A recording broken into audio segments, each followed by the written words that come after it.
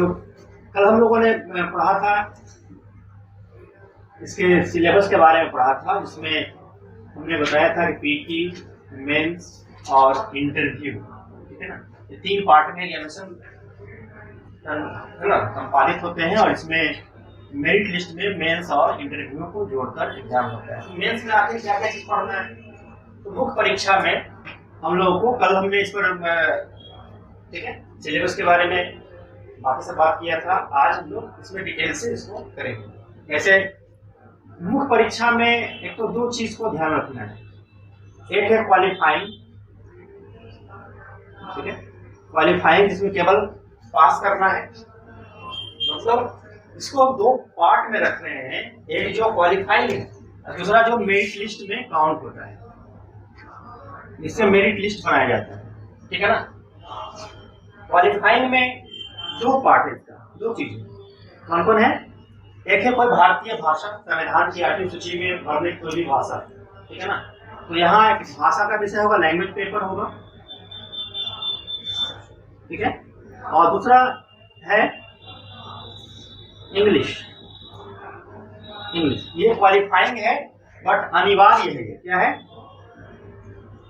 अनिवार्य है, मैंडेटरी है, परीक्षा में बैठना जरूरी है। ये नहीं कि भाई क्वालिफाइंग है तो हम नहीं बैठेंगे तो काम चल जाएगा, ऐसा नहीं। और कल हमने बताया था इसमें पास करने के लिए कितना मार्क्स चाहिए,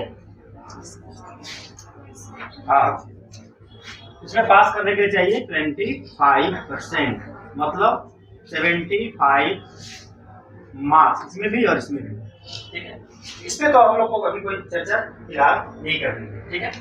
मेरिट लिस्ट में जो काउंट होता है उसमें बहुत सारे पार्ट हैं, इसको ध्यान में रखना है।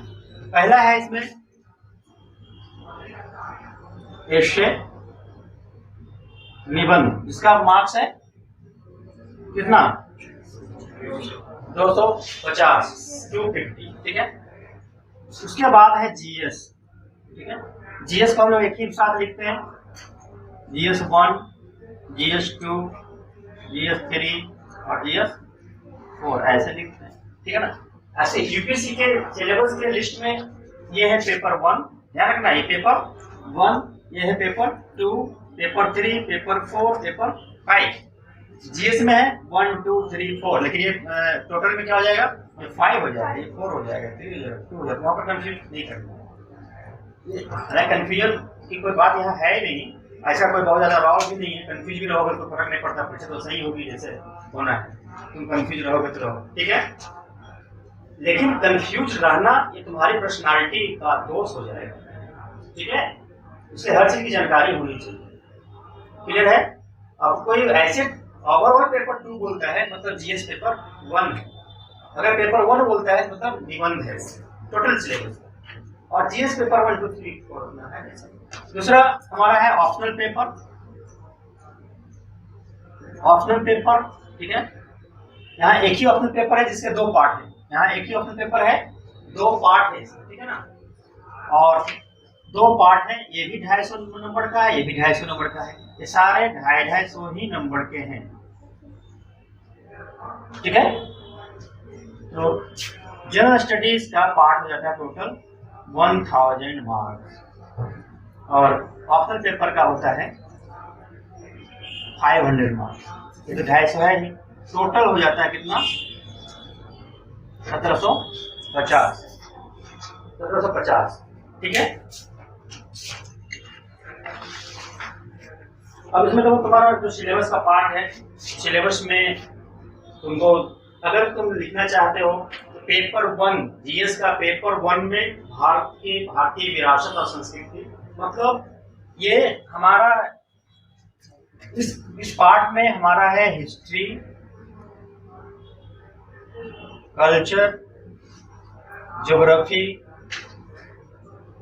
सोसाइटी, ठीक है ना, मतलब इंडियन हेरिटेज, हिंदी में इतिहास एवं संस्कृति, भूगोल और समाज, समझ में आ रहा है सब, इतना तो इंग्लिश चली जाएगा, ठीक है ना। और नहीं भी चल रहा है तो उसको चलाना है उस तरह से, उतना लेवल अप करना है, घबराना नहीं है, घबराना नहीं है कि हमको भाई है ना कैसे होगा, हिंदी मीडियम वाले को भी ना जानना है, बच्चा ऐसा कम नहीं करना है।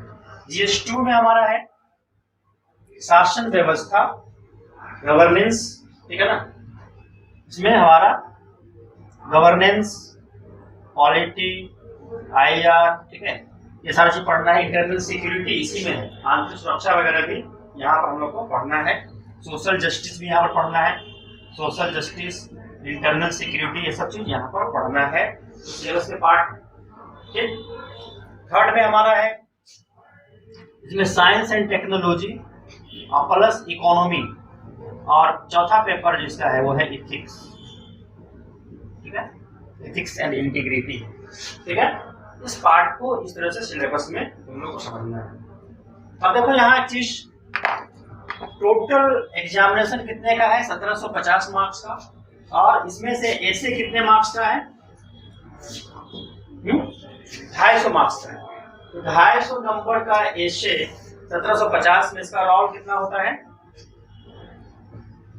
14.28%। ये मेंस का है, इसको हम पार्टिसिपेट कर रहे हैं, समझना है।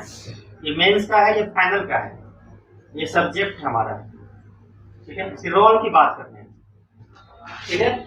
ऐसे का रोल कितना परसेंट है, 14.28% लगभग है, ठीक है ना। ऑप्शनल पेपर का देखो, अब यहाँ 250 है, यहाँ ये 500 है, उसका दुगना हो जाएगा, ठीक है ना। हाँ, 28.56 या 57% होता है इसका। ये तुम्हारा हो गया कितना, ऑप्शनल पेपर का, ठीक है। जीएस का रोल कितना होता है, जीएस चारों पेपर की बात कर रहे हैं, तो ये लगभग 57% होता है, ठीक है ना। 57% के आसपास इसका रोल होता है। इससे हम समझ सकते हैं कि कहाँ ज्यादा फोकस करना है। इसका मतलब यह नहीं है कि इसको फोकस नहीं करेंगे या इस पर क्या स्ट्रेटजी करेंगे, ठीक है। स्ट्रेटजी बनाएंगे उस तरह से कहाँ पर किस काम करना है। फाइनल में, चूंकि फाइनल परीक्षा जो होती है इसमें इंटरव्यू के मार्क्स भी जोड़े जाएंगे, दिख रहा है नीचे, है ना। इंटरव्यू के मार्क्स भी जोड़े जाएंगे। इंटरव्यू कितने नंबर का है, 275, टोटल हो गया 225, ठीक है ना। अब हम लोग 2025, ठीक है, 2025 नंबर में अगर देखेंगे तो ऐसे का रोल कितना होता है, लगभग 12% फाइनल, तो इंटरव्यू भी यहाँ पर ले रहे हैं, ठीक है, 12%, ठीक है। ऑप्शनल पेपर का है 25% और जीएस का है 49%। ये हम परसेंटेज निकाले हैं, और अगर हम इसमें इंटरव्यू का भी शामिल कर दें तो इंटरव्यू का हो जाता है 14%, ठीक है, ठीक है। यहाँ तो कुछ नहीं है, इंटरव्यू नहीं होना, ठीक है ना। ये रोल है, इसे ये बताने का पर्पस ये नहीं है कि इसको याद करना है या निकालना है, निकाल के बैठना है ना, बल्कि हमें क्या करना है, समझ में आना चाहिए कि हम जो पार्ट पढ़ाई कर रहे हैं, जो कुछ पढ़ रहे हैं, उसमें से किस पार्ट का कितना रोल होगा हमारे फाइनल सिलेक्शन में, ठीक है ना। इसलिए इन सब चीजों को समझना है, ये नहीं किसी को जानना है। एक बार जान लिए उसके बाद टेंशन नहीं लेना, फिर अपना काम करते रहना है, ठीक है। तो यहाँ क्या देख रहे हैं, जनरल स्टडी का रोल लगभग यहाँ फाइनल में 49, मतलब आधा रोल इसी का है। इसको बेहतर करने की जरूरत है। हालांकि मेरिट लिस्ट की बात करेंगे, ठीक है, मेरिट लिस्ट की बात करेंगे तो वहां पर ऑप्शनल और ऐसे पेपर को बेहतर करने की जरूरत है। तो अगर हमको खाली पास करना है, सिंपली कहीं भी चले जाना है, ठीक है ना, यहाँ पर तुम एवरेज स्टडी करो और इसको बहुत बढ़िया ध्यान रखो। लेकिन तुमको अच्छा रैंक लाना है, अच्छा मेरिट लाना है, तो इसको भी प्रयास करना होगा और इन सब में भी अच्छे मार्क्स लाने होंगे, ठीक है ना। तब जाकर तुम्हारा बेहतर रैंक आएगा, और बेहतर रैंक आने का मतलब होता है IAS, IPS, IFS, IRS जैसा पोस्ट मिलना, ठीक है। सेम स्टेट पीसीएस में भी है, यहाँ भी वैसा ही है। यहाँ भी इसी तरह से तुमको करना है, यूपीएससी में, यूपी पीसीएस में भी, झारखंड में भी, कहीं भी, ठीक है, इस तरह से ही करना रहता है। बहुत कुछ ज्यादा टेंशन लेने की जरूरत नहीं है, ठीक है। इसको मिटाएं, नोट कर लिए, कलम कॉपी काट रखे, नोट कर लो, कम से कम क्या सीखे आज, ये तो देखना ना है।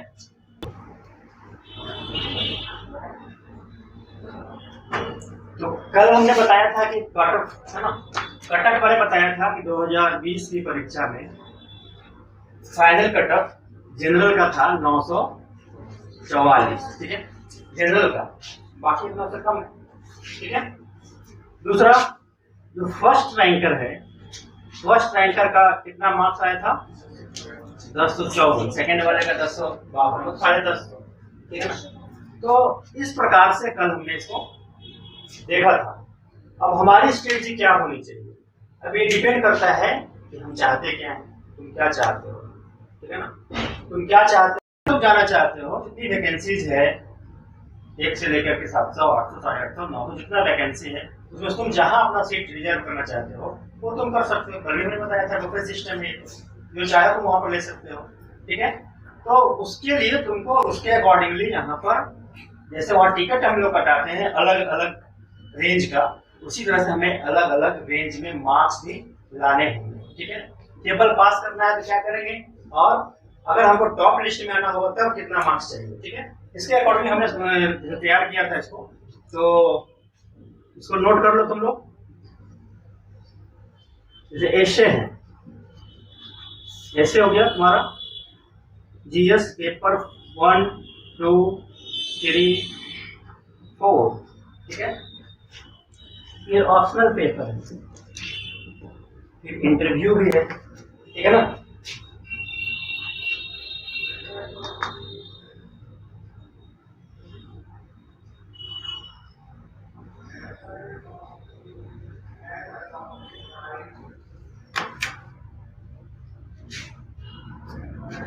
इसमें हम रखे थे कि 135 नंबर से 150 नंबर तक अगर तुम ले आते हो एशिया में तुम अच्छे पोजीशन में रहोगे, ठीक है। जीएस फर्स्ट पेपर में, जीएस फर्स्ट पेपर में इतिहास है, भूगोल है ना, ज्योग्राफी भी है, सोसाइटी है, यहाँ पर कुछ अच्छा करने की संभावनाएं हैं, ठीक है। बहुत सी पढ़ने के बाद वो परीक्षा में आने की संभावनाएं ज्यादा रहती है, यहाँ हम स्कोर अच्छा कर सकते हैं, ठीक है। तो सपोज करो कि यहाँ पर तुम 110 नंबर ले आते हो, ठीक है। सेकंड 110 से 120 तक तुम यहाँ पर ला सकते हो ऐसे, ठीक है। यहाँ पर तुम 100 प्लस नंबर ले लाओ, सेकंड में 100 प्लस के आसपास नंबर रखना है, ठीक है ना। थर्ड में भी हम रख रहे हैं 100 प्लस के आसपास, और फोर्थ में भी 100 प्लस, या फोर्थ में कभी कभी नंबर कम भी आता है एथिक्स में, इसमें एथिक्स कभी कभी कम भी आ जाता है, ठीक है ना। इसलिए इन सब चीजों को ध्यान रखना है, उसकी भरपाई हम लोग को इधर कहीं न कहीं से करनी होगी, ठीक है। और इंटरव्यू में भी अगर एवरेज 150 मार्क तुम्हारा आता है, नंबर जोड़ लो कितना हो तो 950, ठीक है। इधर अगर हम इसमें अच्छे रैंक लाना चाहते हैं, अच्छे रैंक लाना चाहते हैं तो हमें यहाँ पर ये तो 135 है, मान लो 150 तो है, 140 से 100 एवरेज मान लेते हैं, ठीक है ना। और इसमें तुमको 120 का एवरेज रखना होगा। 120 का एवरेज का मतलब किसी में तुम 10-5 ज्यादा ही लाओगे, किसी में कम लाओगे। यहाँ पर तुमको 265 से 270 नंबर लाना है, ठीक है। और इंटरव्यू में भी थोड़ा सा तुमको नंबर बढ़ाना होगा, ठीक है। इस प्रकार से तुम जोड़ोगे, यहाँ ये लगभग 880 नंबर इसमें आ जाता है। बाकी इंटरव्यू में अगर तुम, ठीक है, बेहतर करते हो, मान लो 180 नंबर यहाँ लाते हो, कितना होगा 1060 नंबर, 1054 आएगा तो। ये बहुत भारी है क्या, देखो तो बहुत बहुत भारी है क्या, नहीं, ये मात्र तुम्हारा है कितना, देख रहे हो ना, इतना कम है वो, ठीक है। इसको थोड़ा सा हम लोगों ने 50 ज्यादा दिया है इसको, और यहाँ पर भी थोड़ा सा हम लोगों ने इसको रखा है, ठीक है, 50% से एबव, बाकी इस तरह से रखा है। तो अगर हम ये मार्क्स भी लाते हैं इतना, तो कहीं ना कहीं लिस्ट में रहेंगे, ठीक है। और उसमें भी डिपेंड करता है वो SC ST और ओबीसी कैंडिडेट है तो उसको मार्क्स में भी बहुत सारा अच्छा रैंक मिल सकता है।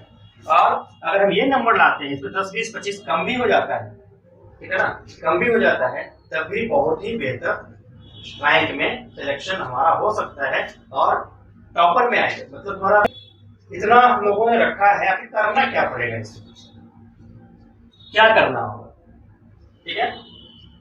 मार्क्स ऐसे कह देने से आ गया, कह देने से लगता है बहुत आसान लगता है कि हाँ इतना मार्क्स तो ले ही आए हम लोग। तो इस मार्क्स को लाने के लिए क्या करना होगा, क्या करना पड़ेगा तुम बताओ आगे।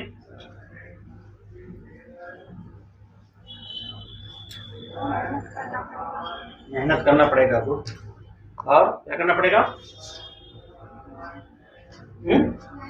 मेहनत।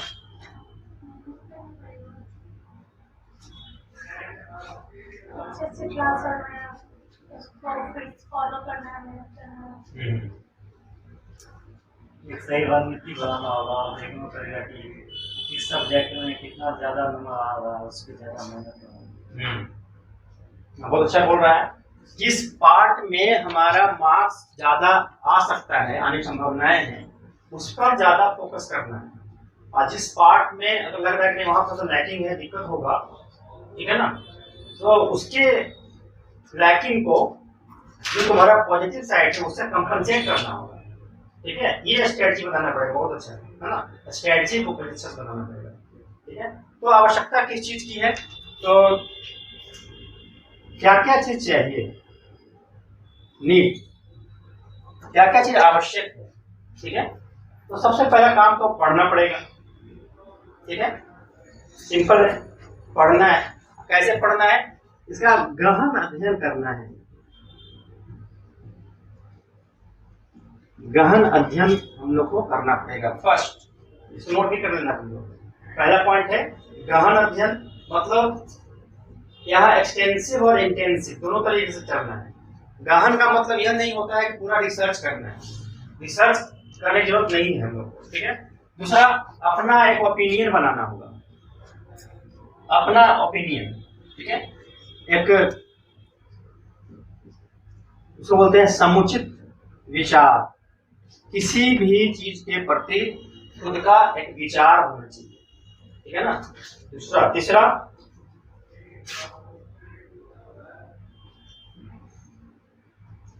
सिलेबस का काफी बारीकी से समझ विकसित करना है। ठीक है, सिलेबस का समझ, सिलेबस तो लेना है कि पॉइंट बाय पॉइंट पढ़ना। और एज ए एडमिनिस्ट्रेटर पढ़ना है। हमने अभी थोड़ा पहले बताया था, तुम प्रोफेसर लेक्चरर बनने नहीं जा रहे हो, रिसर्च करने नहीं जा रहे हो, एज ए एडमिनिस्ट्रेटर तुमको इसके बारे में जानना है, समझना है। ठीक है, एडमिनिस्ट्रेटर हमेशा क्या होता है, डिप्लोमेटिक होता है, समझता है बातों को कैसे काम करना है। सबसे इंपॉर्टेंट चीज होता है राइटिंग प्रैक्टिस,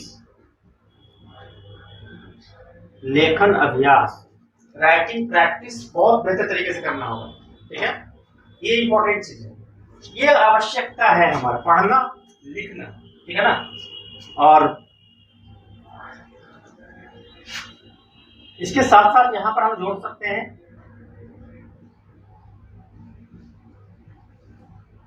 समस्याओं, घटनाओं। ठीक है ना,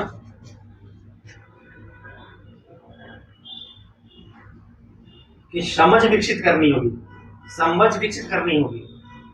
तुमको संवेदनशील होना पड़ेगा इन घटनाओं के प्रति, समस्याओं के प्रति।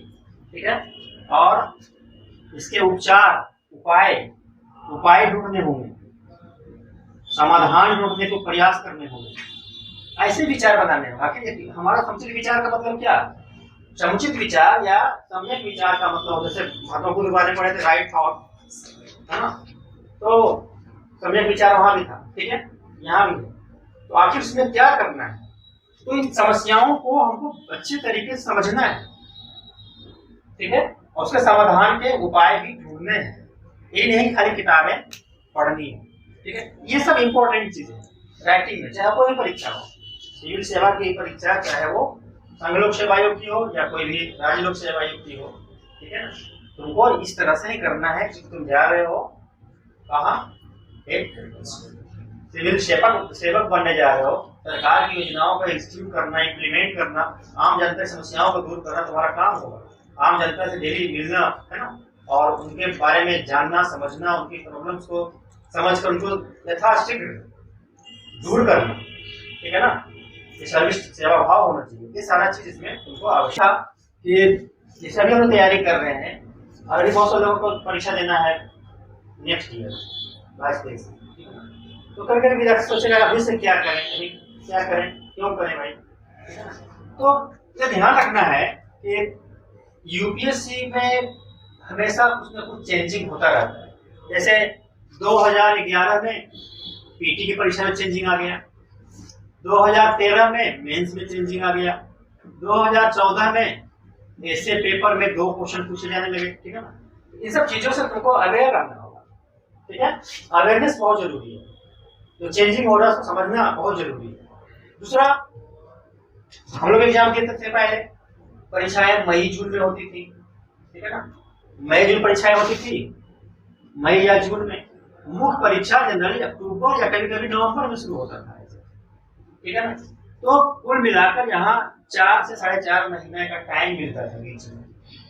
कभी कभी 4 से 4.5 महीने होता क्या था, किसी को एक पेपर बढ़िया तैयार नहीं है वो भी हो सकता था, हो जाता था। आज जब से तुम्हारा हर चीज मीडिया मतलब हमारा यहाँ सेंस है कि इलेक्ट्रॉनिक्स, इलेक्ट्रिकल्स, हर तरह का डेवलपमेंट जो हुआ है, सॉफ्टवेयर टेक्नोलॉजी का डेवलपमेंट हुआ है, कंप्यूटर टेक्नोलॉजी का डेवलपमेंट हो गया है ना। तो अब क्या हुआ है, परीक्षा को लेना, संपादित करना, रिजल्ट तैयार करना, रिजल्ट को पब्लिश करना और फिर अगला एग्जामिनेशन लेना काफी पहले की तुलना में सहज हो गया, ठीक है ना। तो ऐसी स्थिति में क्या हुआ है, अब टाइम कम मिल रहा है पीटी, ठीक है ना। मतलब अब जो है प्रारंभिक परीक्षा और मुख्य परीक्षा के बीच का जो टाइम है, ये जो टाइम है हमारा, ठीक है, ये गैप ये पहले की तुलना में काफी कम हो गया है। जनरली अगस्त में परीक्षाएं हो रही है, अब तो इस बार अक्टूबर में होना है। अक्टूबर के बाद हमारा मेंस का एग्जामिनेशन लेना है, 3 महीने का आसपास का टाइम मिलता है। तो पहले भी जो 4 महीने का टाइम यहाँ मिलता था, उसमें भी स्ट्रेटजी बनती थी कि नहीं, रिवीजन केवल करना है। तो तुम्हारा जो बीच में गैप मिल रहा है, इस गैप में तुम्हारा काम क्या होगा, केवल रिवीजन करना, न कि पढ़ेंगे। अगर पीटी पास करेंगे तो पढ़ाई शुरू करेंगे, ऐसा नहीं। इसीलिए कल भी हमने बताया था और अभी भी हम बात कर रहे हैं कि हम लोगों को मेंस कम पीटी पढ़ना है। मेंस कम पीटी, इसी को बोलते हैं फाउंडेशन, ठीक है ना। तो मेंस के साथ हमको पीटी पढ़ना है, मतलब मेंस की तैयारी पहले से रखनी है। जैसे पीटी पास किए तो फिर उसकी तैयारी बेहतर तरीके से हमारी रहेगी ही। पहले से केवल ब्रशअप करना है, मेहनत करना है और आराम से एग्जामिनेशन तो पास कर सकते हो, कोई डाउट नहीं। तो उसके बाद फिर अपना इंटरव्यू में लग जाना रहता है। अलग अलग व्यक्ति का अपना तरीका है पढ़ने का, अलग अलग व्यक्ति का गाइड करने का तरीका भी अलग है। बहुत सारे जो सफल अभ्यर्थी हैं इसमें, उनका कहना है कि इंटरव्यू के लिए मत सोचो, बाद में सोचना, ठीक है। तो तुम्हारे ऊपर डिपेंड करता है कि तुम कितना अपने आप को, ठीक है, निखार सकते हो अभी से। इन्हें के निखारने के लिए इंतजार करना है, इंतजार करेंगे, ठीक है। अभी से तुम कितना बेहतर कर सकते हो, ये ध्यान देना है, समझना है। जैसे कोई कलाकार है, कोई सिंगर है, कोई एक्टर है, स्टेज पर उसको जाना है, स्टेज पर जाने के जस्ट पहले वो प्रैक्टिस करेगा कि पहले ही से करके रखेगा? तो पहले से करके रखेगा, उस समय केवल एक बार थोड़ा सा चेकअप कर लेगा, चेकअप कर लेगा कि मेकअप सही है कि नहीं, है ना। बाजवा रहा है तो तुम लोगों को भी उसी तरीके से करना है। उस समय केवल चेकअप करना है, हमारा सब कुछ एकदम अपडेट हुआ करेंगे, है ना। अपडेट, जो अपडेट बोल रहे हैं, ये भी आवश्यकता है नीट वाले में, ये भी हर चीज को अप टू डेट रखना है। मतलब बेसिक प्रिपरेशन तो करना है, ठीक है ना, बेसिक प्रिपरेशन करना है, प्लस उस सारे इंफॉर्मेशन को अपडेट करना है। मतलब करेंट की जो घटनाएं हैं, समसामयिक घटनाएं हैं, उनको, ठीक है ना, हमारे बेसिक ज्ञान में, नॉलेज में जो नोट्स हमने बनाया है उसमें उसको समाहित करते जाना है, उसको अपडेट करते जाना है। ये है तैयारी का काम। इसलिए डेली कुछ ना कुछ करना पड़ता है, मेहनत करना पड़ता है, धीरे धीरे, ठीक है। आगे अब हम लोग को जैसे कि लेखन की बात कर रहे थे, तो लेखन में लग रहा है कि भारी काम है, भारी लग रहा है। एक किसान जब जाता है खेती करने के लिए, तो उसको भी खेत में, है ना, फसल काटना है। अल्टीमेटली तो क्या करना है, उसको फसल को काटना है, काटना है, ठीक है ना। फसल को काटने के लिए क्या करता है, वो कटेगा 2-4 महीने के बाद, वो ये आज से ही वो मेहनत करता है, ठीक है। पहले तो अपना प्रिपेयर्ड होता है खुद, सिंचाई के लिए, बीज के लिए, है ना, कैसे जुताई होगा, ट्रैक्टर से होगा कि बैल से होगा, ठीक है ना। तो सब तैयारी करता है। उसके बाद मिट्टी को तैयार करता है, ठीक है, खेत को बढ़िया से, है ना, थोड़ा समतलीकरण करता है, पानी वगैरह जो डालना है वो सब काम करता है। उसके बाद तब वो उसमें बीज डालता है। बीज डालने के बाद फिर वो जब पौधा अंकुरित होता है, बाहर निकलता है, फिर उसको बढ़िया से केयर करता है, जानवरों से उसको बचाता है, पक्षियों से बचाता है, ठीक है ना। और तुम लोग को भी बहुत सा जानवर लगेगा, तुम उससे बचना पड़ेगा, तुम्हें पक्षी जानवर, है ना। उसके बाद उससे बचाया तो इसको क्या करता है, वो जो बीड्स हैं उसको बाहर निकालता है, निराई करना पड़ता है ना, निराई करना, नीचे जो सिंचाई करना पड़ता है, फिर मॉनिटरिंग करना पड़ता है उसको, है ना। इधर कटिंग है तो कटता नहीं, तब तक उसको क्या करना पड़ता है, उसको केयर करना पड़ता है। और उसके बाद जब फसल कटता है, जिस दिन उस दिन बहुत अच्छे तरीके से कटिंग करता था कि अनाज नीचे नहीं गिरे, है ना, अनाज बढ़िया से आप हरियाणा में जाए तो ठीक है, वो घर ले जाता है। इतना मेहनत उस समय करना पड़ता है। अगर इसमें तुमको भारी लग रहा है तो वो काम तुम कर सकते हो, अगर यहाँ भारी लग रहा है तो वो कर सकते हो, अगर वहां तुमको लग रहा है कि भारी है तो ये कर सकते हो। सोचो कि कहाँ क्या करना है, कहीं भी बिना मेहनत का कोई प्रतिफल मिलना नहीं है, ठीक है ना। अब चूज करना है कि हमको खेत में जाके मेहनत करना है कि यहाँ करना है, ठीक है। तो लेखन अभ्यास जो हम बात कर रहे हैं, तो लेखन अभ्यास में क्या करना पड़ेगा हमको। अभ्यास में केवल लिखना होगा, ऐसे लिख करके, ठीक है ना, केवल लिख करके हमको कुछ भी लिख दिया या कुछ करना पड़ेगा। तो सबसे पहली बात है कि यूपीएससी की परीक्षा में सिलेबस में ध्यान से पढ़ोगे, ठीक है, उसमें जैसे सुपरफिशियल नॉलेज किसी का है, ऐसे सतही ज्ञान, उसके लिए मार्क्स नहीं मिलता है। तो पहले लेखन शैली जो हमारा है वो कैसा होना चाहिए, सारगर्भित, ठीक है, संक्षिप्त, to the point. To the point का सेंस यहाँ पर है बहुत ज्यादा बड़ी भूमिका लिखना ये करना ऐसा कुछ नहीं है, टू द पॉइंट, ठीक है। चौथा, शब्दों और वाक्यों के प्रयोग पे ध्यान देना है। शब्दों और वाक्यों का प्रयोग जो है तो उसका सिलेक्शन सही करना है। तो शब्दों का चयन बहुत इंपॉर्टेंट रखता है, कुछ है ना, लोकल लैंग्वेज स्टेट भाषा का प्रयोग नहीं करना है, अनौपचारिक शब्दों का प्रयोग नहीं करना है, ठीक है। बहुत ज्यादा अलंकृत भी नहीं रखना चाहिए, उसके लिए उसका भी टेंशन नहीं लेना है। सरल भाषा, सरल भाषा का प्रयोग हमने भी बताया। सरल का मतलब ये नहीं होता है कि हम लोकल लैंग्वेज का प्रयोग करें, मगही का प्रयोग करें, भोजपुरी का प्रयोग करें, ऐसा नहीं है, ठीक है ना। सरलता भाषा में होनी चाहिए, लेकिन उसमें सारगर्भित पहले हमने लिखा है, ठीक है, ऑनर होता है हर चीज का, तो भाषा का भी सम्मान है, इसलिए शब्दों का सटीक चयन बहुत जरूरी है, ठीक है। इसको ध्यान में रखना है। वाक्य छोटे छोटे बनाने, छोटे छोटे वाक्य,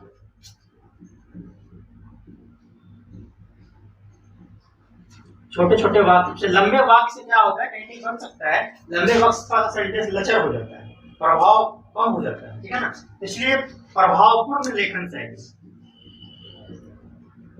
प्रभावपूर्ण, इफेक्टिव, ठीक है, ये इसको समझना है। लेखन के साथ साथ हमको ध्यान में रखना होगा, ठीक है,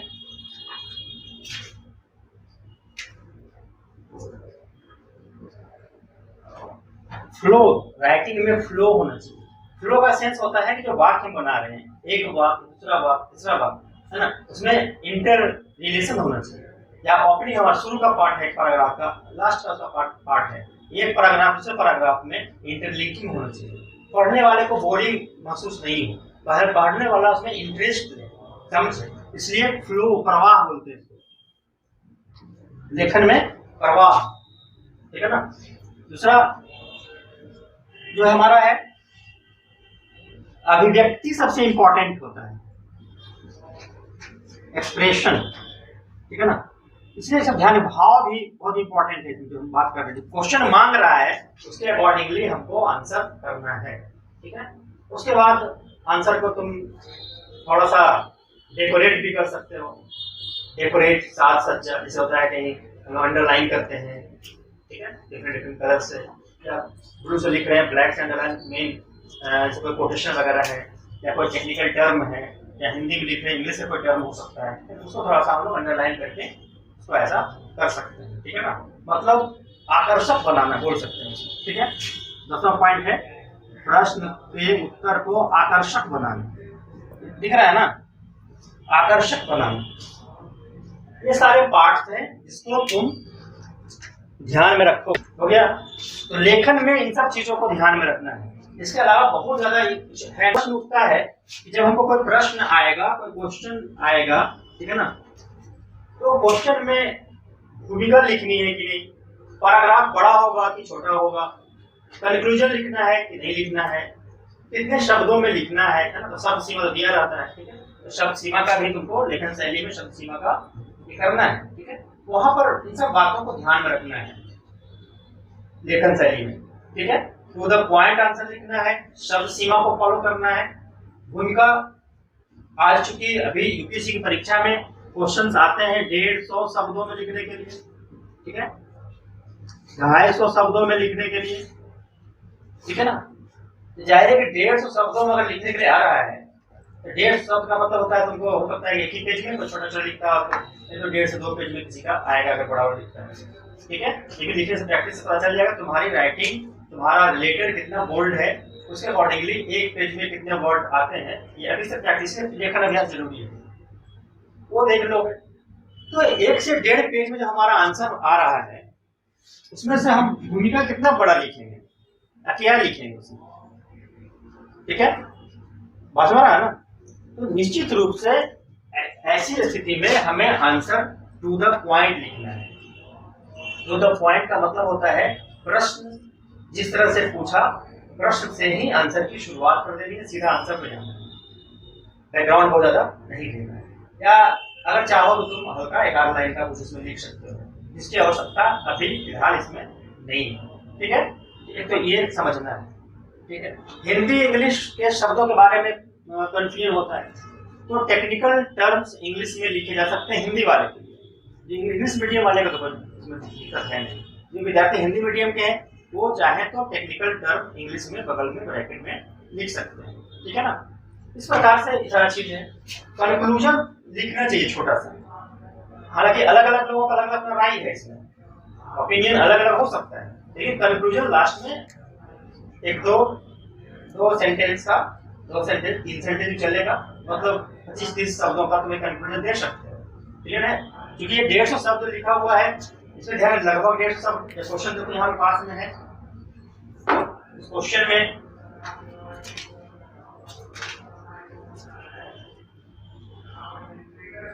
डेढ़ 150 शब्दों में उत्तर दीजिए, ठीक है ना।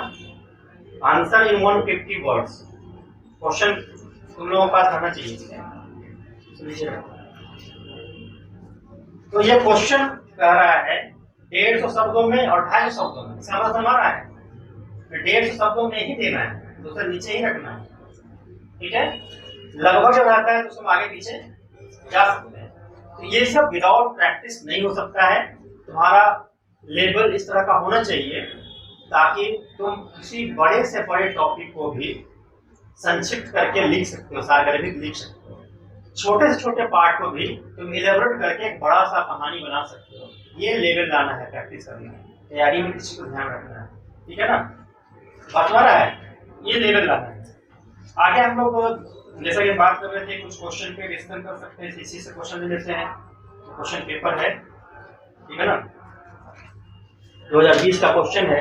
2020 का एक क्वेश्चन हम लोग ले रहे हैं, ठीक है।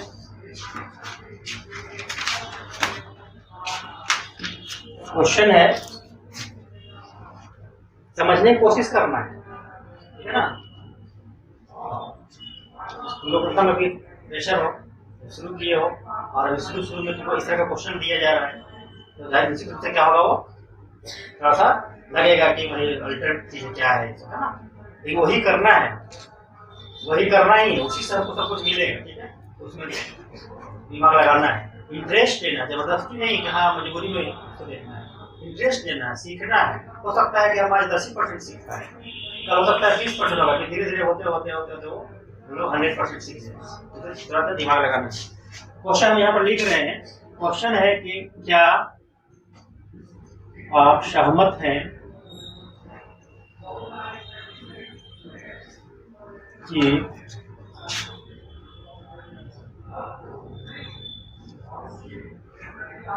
भारत में क्षेत्रीयता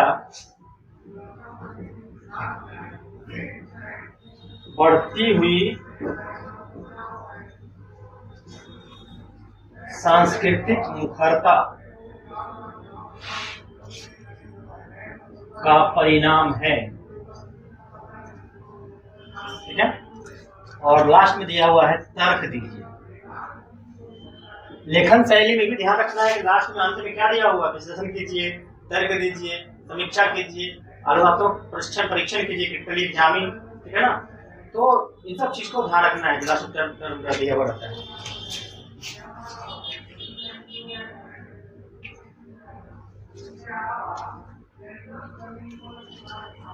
अंग्रेजी में बोलते हैं कल्चरल असर्टिवनेस। ये क्या है? तुम्हारा मीडियम क्या है जी? हिंदी है। कल्चरल असर्टिवनेस, ठीक है ना, ये तो रीजनलिज्म है। ठीक है, रीजनलिज्म। ठीक है, इंग्लिश में है, do you agree that regionalism is India in India appears to be a consequence of rising cultural assertiveness? Argument कीजिए, तर्क कीजिए। ठीक है, तो इस प्रश्न को कैसे हैंडल करना है? इस प्रश्न को कैसे हमको हैंडल करना है? 150 शब्दों लिखना है। कितने शब्दों में?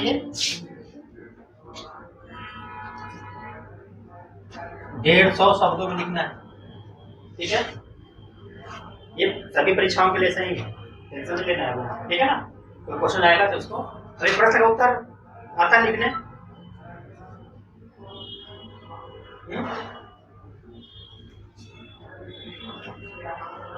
इस प्रश्न को हम लोग कैसे, ठीक है, तो पहला चीज है इसमें कि प्रश्न को दो तीन चीजें। पहला पार्ट है प्रश्न को अच्छे से पढ़ना।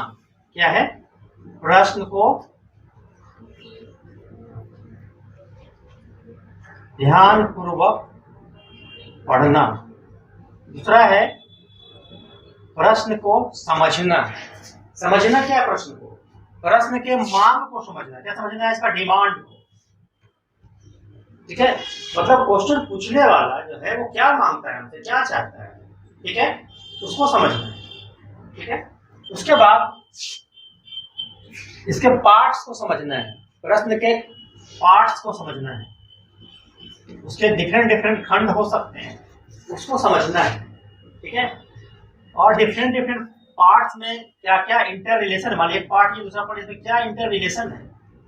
ठीक है, अंतर संबंधों को समझना, अलग अलग खंडों के या अलग अलग शब्दों के अलग अलग पार्ट्स के बीच इंटर रिलेशन को समझना। क्योंकि हम वहां नहीं लिखते हैं, वो तुम लोग कॉपी जरूर लिखा करो। ठीक है, और सब नोट कर लिया करो। ये सब है फॉर्मूला, है ना, मंत्र। जैसे बाबा को जाता कैसे मंत्र मिलता है वहां पर, इस टाइप का है, मंत्र है।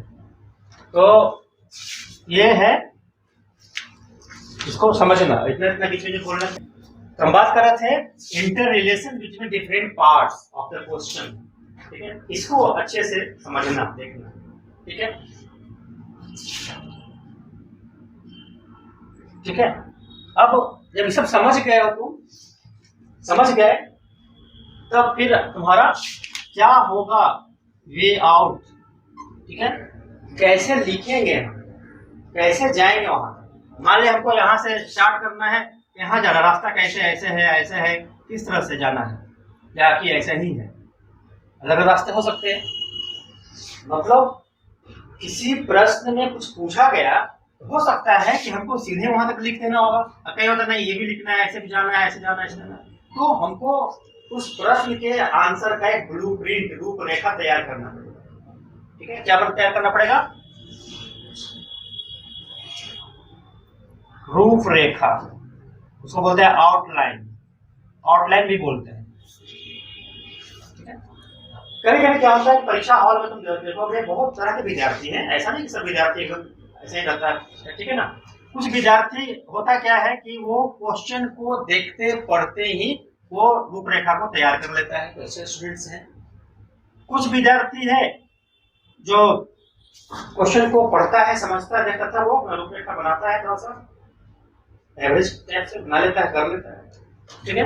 कुछ विद्यार्थी है जिसको है ना उसको बनाने में काफी कठिनाई होती है। तो निश्चित रूप से अभी जब पढ़ना स्टार्ट करते हैं तो कठिनाई होती है, मेहनत करना होगा और मेहनत करके इस लेवल तक आना होगा कि प्रश्न देखा, उसको पढ़ा और पढ़ने के बाद उसमें से उन शब्दों को निकाला, है ना, कि भाई क्या करना है हमको, क्या लिखना है, कैसे लिखना है, ठीक है।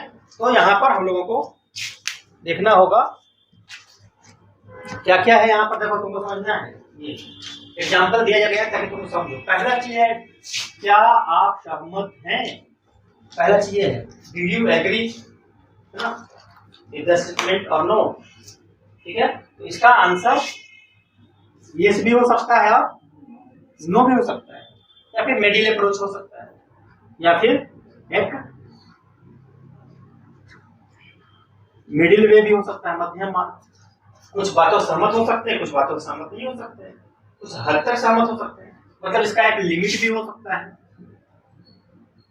लिमिट, ठीक है ना। मतलब एक ही प्रश्न में अलग अलग विद्यार्थी अलग अलग तरीके से लिख सकता है, हाँ हम सहमत हैं, या नहीं हम सहमत नहीं है, हाँ हम कुछ लिमिट से सहमत हैं, ठीक है, या फिर एक मिडिल अप्रोच अपना सकते हैं। लेकिन इन सबके पीछे हमको क्या करना पड़ेगा, तर्क देना पड़ेगा, कैसे सहमत हैं, कैसे नहीं सहमत हैं, या कुछ सीमा तक है तो कैसे, आपको तर्क देना पड़ेगा। तो इसके सपोर्ट में सपोर्टिव आर्गुमेंट हमको देना पड़ेगा, ठीक है ना, समझ में। उसके पक्ष में तर्क देना पड़ेगा, जो भी हम लिख रहे हैं उसके पक्ष में तर्क देना है। या कहीं भी अगर तर्क देना नहीं भी लिख रहा है, तब भी तुमको क्या आप सहमत है नहीं है तो तुमको तर्क देना पड़ेगा। अगर नहीं सहमत हो तो उसके फेवर में, अगर सहमत हो तो उसके फेवर में, आप समझ में। एक तो ये तुम्हारा होना चाहिए, पहला दिमाग में सेट होना चाहिए।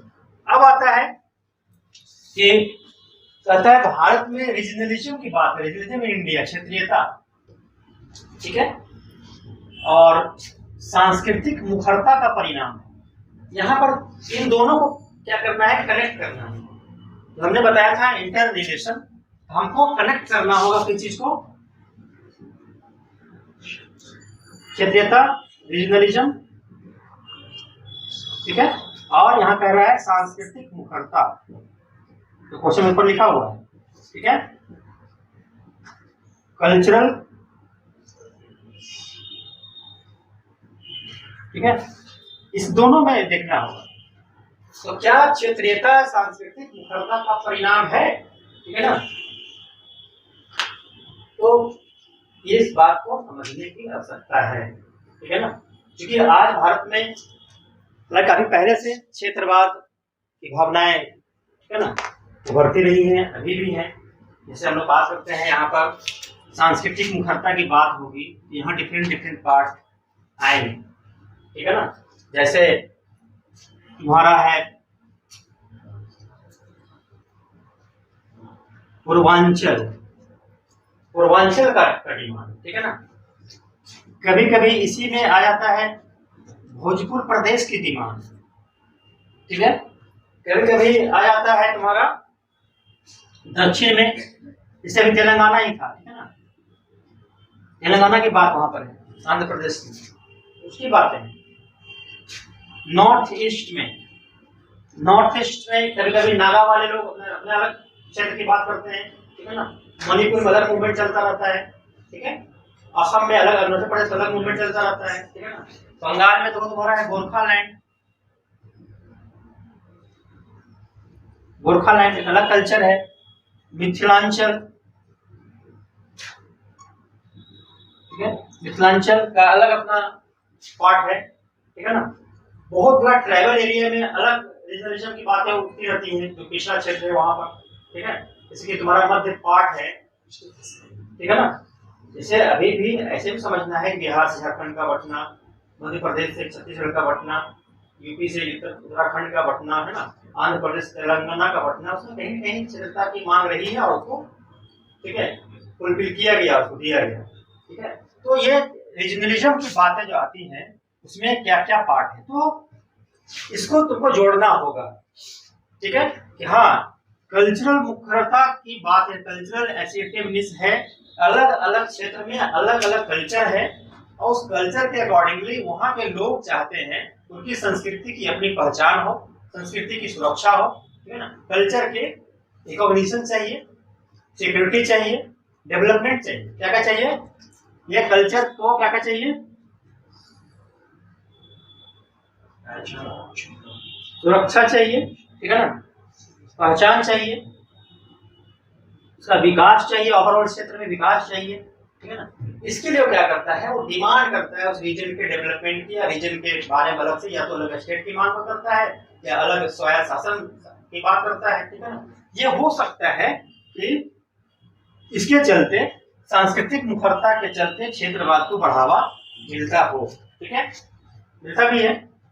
लेकिन क्षेत्रता की बात जो होती है केवल कल्चर के चलते ही नहीं होता है, इसे देखना है यहाँ पर कितना लिमिट तक है। तो केवल कल्चर के चलते ही डिमांड हो रहा है ऐसी बात नहीं है। जैसे झारखंड में ही बार बार डिमांड हो रहा था तो केवल अलग कल्चर है इससे नहीं हो रहा था, ठीक है। तेलंगाना अलग हुआ आंध्र प्रदेश से तो केवल कोई कल्चर अलग है ऐसा ऐसी बात नहीं है, तो आंध्र में तेलुगु भाषी क्षेत्र था, ठीक है।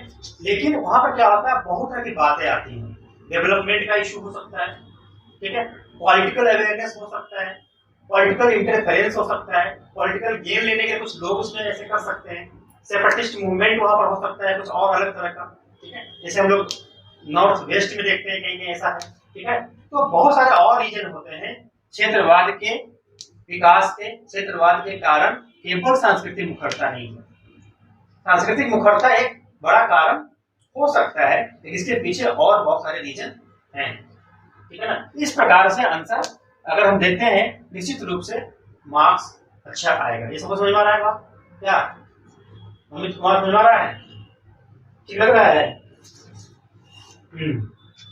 दूसरा एक क्वेश्चन और हम लोग लेते हैं, क्वेश्चन कोई भारी है क्या, ऐसे ही रहता है, सही है, कुछ टर्म टेक्निकल टर्म शॉर्ट रहते हैं, है ना, उसको समझने की आवश्यकता होती है। जो विद्यार्थी यूपीएससी की तैयारी करेगा उसको इतना अवेयरनेस रहेगा नहीं, उतना नहीं पढ़ा रहेगा, दूसरे तुम पढ़ते जाओगे अच्छा से ना वही क्वेश्चन आता है, तो बहुत भारी बात नहीं, कहीं और से आता है, हैवॉक क्रिएट करना है करता है, बहुत सारे विद्यार्थी करता है, बहुत सारा कोचिंग कर देता है, कोचिंग भी हैवॉक क्रिएट करता है, वहाँ पे बहुत भारी ऐसे है ना, वैसे पढ़ना पड़ेगा। विद्यार्थी क्या करेगा, दम अंधविश्वास के साथ वहाँ पर जाएगा, अपना मेहनत नहीं करेगा, वो कुछ नहीं होता है। अगर तुम एक तरीके से बढ़िया से मेहनत करोगे निश्चित रूप से तुम जो पढ़ोगे वही परीक्षा में आएगा, ठीक है, निश्चित रूप से आएगा, और संभावनाएं है कि 90% तो कम से कम आएगा ही आएगा।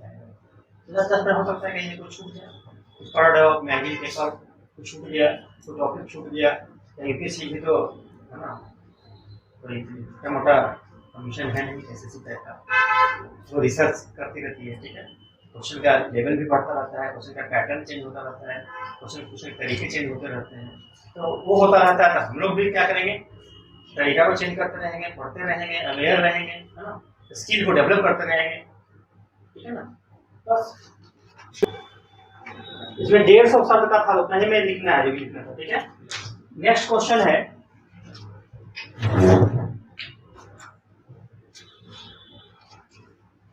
उन्नीस 1920 के दशक में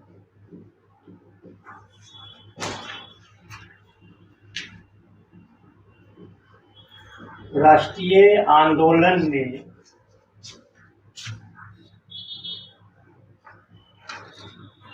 कई वैचारिक धाराओं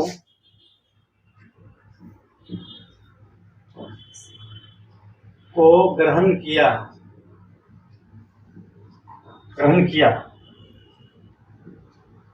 और अपना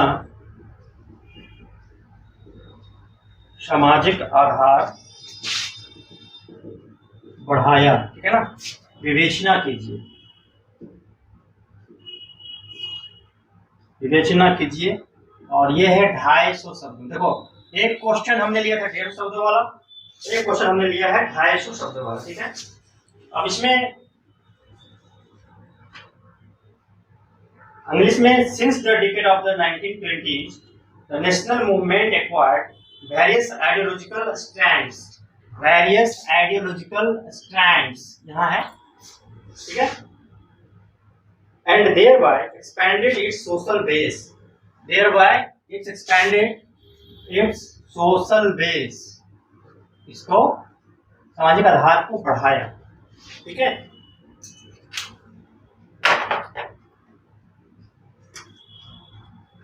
बात हो रही है नेशनल मूवमेंट की, ठीक है। बात किसकी हो रही है? नेशनल मूवमेंट की। पीरियड क्या दिया हुआ है? 1920 के दशक में, ठीक है ना।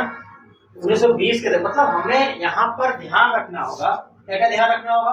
पहला चीज है हमारा ध्यान रखना है, एक पीरियड ऑफ टाइम दिया हुआ है, ठीक है ना। एक समयावधि दी हुई है, ठीक है। उस समयावधि के अंदर ही बात करना है, इधर नहीं जाना है। देखो कभी कभी होता है हम लोग पढ़ते हैं झटके में, तो पहले बताया एक विद्यार्थी है जो क्वेश्चन पढ़ता है उसका बुलेट क्या करता है, दूसरा होता है दूसरा उलझता है, तीसरा नहीं कर पाता है, ठीक है ना।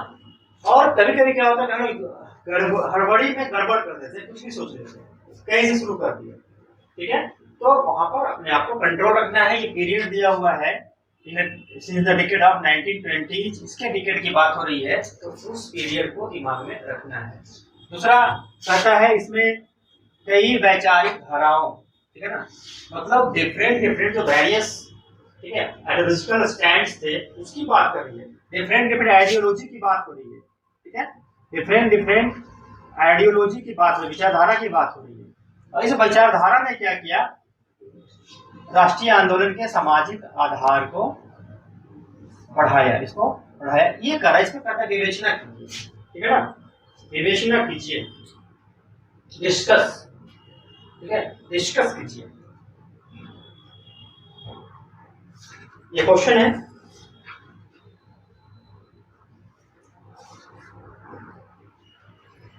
ये बात सबको समझ में आया?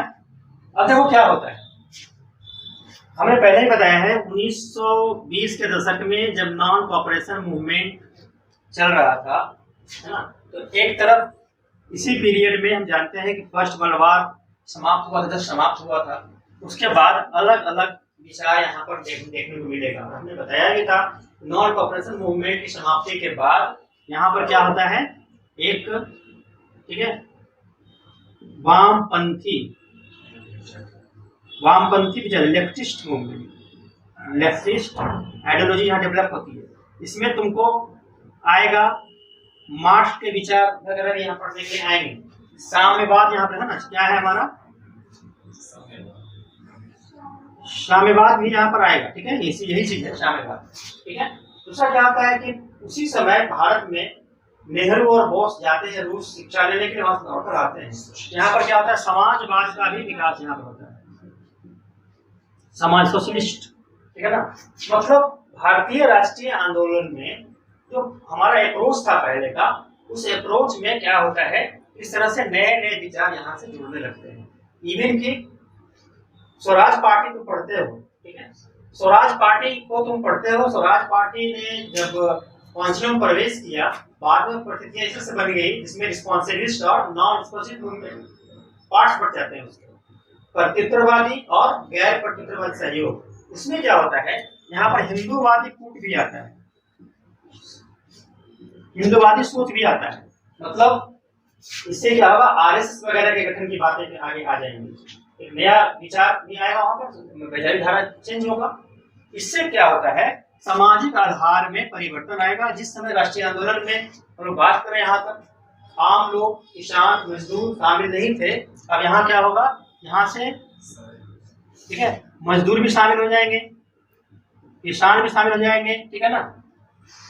आम व्यक्ति, मतलब आम व्यक्ति यहाँ पर शामिल होगा। इसके बाद इसमें आएगा छात्र लोग भी शामिल हो जाएगा, तो समाजवादी विचार में समाज के जो अन्य लोग हैं वो सारे लोग इसमें धीरे धीरे मूवमेंट में शामिल होंगे। हाँ, हिंदूवादी कूट जब आता है तो फिर क्या होता है यहाँ पर, जो राष्ट्रीय आंदोलन हमारा वो बिखरता है, डिस्कस करने की बात आ रही है, बिखरता है। और यहाँ क्या होता है, हिंदू और मुस्लिम में जो कोऑपरेशन था, वो कोऑपरेशन यहाँ क्या होता है, कमजोर होता है, डाउन होता है, ठीक है ना। हिंदू और मुस्लिम का सहयोग यहाँ पर कम होता है। सामाजिक आधार को बढ़ाया लिख रहा है, इसमें हम लोग हिंदू मुस्लिम सहयोग को दिखाएं, वहां पर मुस्लिमों का सहयोग, खासकर मुस्लिम लीग अलग रहती है। इससे क्या होता है, बड़ा पार्ट राष्ट्रीय आंदोलन से अलग रहा, कमजोर रहा है, ठीक है ना। तो किसान मूवमेंट भी यहाँ पर होगा, इसके बाद बिहार में भी होता है, यूपी में भी होता है, ठीक है ना। इसे हमें दिखाना है। मजदूरों का आंदोलन शुरू होता है, मजदूर वगैरह जाके यहाँ पर बढ़ता है, ठीक है ना। और समाज के अन्य वर्ग, खास करके महिलाओं की भागीदारी यहाँ पर होगी, स्टूडेंट्स की भागीदारी होगी, बूढ़े बुजुर्ग हर कोई यहाँ पर पार्टिसिपेट करेंगे आंदोलन में। और कुछ समय के बाद में धीरे धीरे यहाँ आएगा, और जो हमारा ट्रेडर्स ग्रुप है वो भी सहयोग करना शुरू करेगा इसके बाद, ठीक है ना। तो ये तुम्हारा ऐसे आएगा, वैचारिक धाराओं के परिवर्तन के बाद सामाजिक आधार किस प्रकार से बढ़ा है, इसको हम लोग चर्चा करेंगे, डिस्कस करेंगे। और ये 250 शब्दों में इस प्रश्न को लिखना है, ठीक है। ये समझ में लिखाएगा इसे, फिर इसको और जब हम लोग पढ़ेंगे तो इसको एलेबोरेट करके सही ढंग से ऐसे सिनॉप्सिस बना करके बढ़िया से तुम तैयार करोगे, और उसका आंसर को अच्छे से लिख करके रखोगे, ठीक है। इस प्रकार से क्वेश्चंस रहता है, और उसमें तुम लोगों को अच्छे से मेहनत करना है, ठीक है। और कहीं कोई दिक्कत इसमें